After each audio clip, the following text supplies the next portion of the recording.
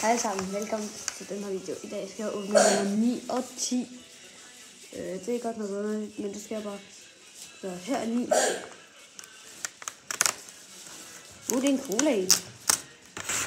Cola. Jeg har også åbnet nummer 10 herovre.